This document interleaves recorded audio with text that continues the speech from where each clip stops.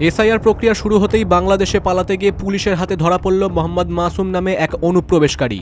ঘটনাটি ঘটেছে পশ্চিমবঙ্গের হিলি সীমান্তে, যেখানে অবৈধভাবে সীমান্ত পারাপারের সময় তাকে গ্রেফতার করা হয়। বিশেষ তদন্ত বা তল্লাশি অভিযানের আবহে বাংলাদেশে পালানোর চেষ্টা করার সময় হিলি থানার পুলিশ তাকে আটক করে। ধৃত যুবকের নাম মোহাম্মদ মাসুম, যার বাড়ি বাংলাদেশের চট্টগ্রামের লক্ষ্মীপুর গ্রামে। পুলিশ সূত্রে জানা গিয়েছে, প্রায় 6 মাস আগে মাসুম দালালের মাধ্যমে অবৈধভাবে হিলি সীমান্ত পেরিয়ে ভারতে প্রবেশ করেন। এরপর তিনি চেন্নাইয়ে চলে যান এবং সেখানে একটি নির্মাণ সংস্থায় শ্রমিকের কাজ করতেন। এসআইআর প্রক্রিয়া চালু হতেই তিনি দ্রুত দেশে ফেরার চেষ্টা শুরু করেন। পুলিশের গাড়ি দেখে ভয়ে পালানোর চেষ্টায় পুলিশ তাকে সন্দেহে আটক করে। জিজ্ঞাসাবাদে মাসুম স্বীকার করে যে তিনি একজন বাংলাদেশি এবং ভারতে প্রবেশের জন্য তার কাছে বৈধ পাসপোর্ট বা ভিসা কিছুই ছিল না। তাকে গ্রেফতার করা হয়েছে এবং আজই তাকে আদালতে তোলা হয়।